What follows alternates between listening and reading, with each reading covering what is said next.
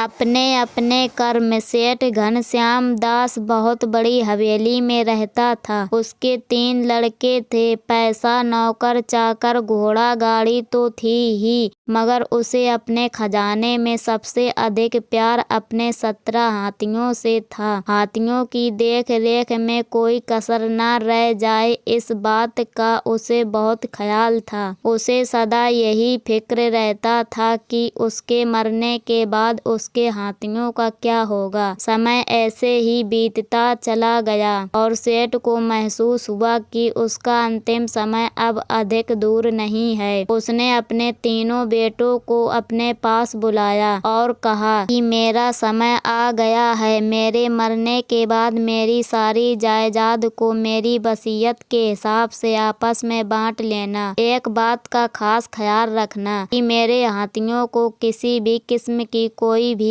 हानि न हो। कुछ दिन बाद सेठ स्वर्ग सिधार गया। तीनों लड़कों ने जायदाद का बंटवारा पिता की इच्छा अनुसार किया, मगर हाथियों को लेकर सब परेशान हो गए। कारण था कि सेठ ने हाथियों के बंटवारे में पहले लड़के को आधा, दूसरे को 1/3 और तीसरे को 9वां हिस्सा दिया था। 17 हाथियों को इस तरह बांटना एकदम असंभव लगा। हताश होकर तीनों लड़के 17 हाथियों को लेकर अपने बाग में चले गए और सोचने लगे कि इस विकट समस्या का कैसे समाधान हो। तभी तीनों ने देखा कि एक साधु अपने हाथी पर सवार उनकी ही ओर आ रहा है। साधु के पास आने पर लड़कों ने प्रणाम किया और अपनी सारी कहानी सुनाई। साधु ने कहा कि अरे, इसमें परेशान होने की क्या बात है, लो मैं तुम्हें अपना हाथी दे देता हूँ। सुनकर तीनों लड़के बहुत खुश हुए।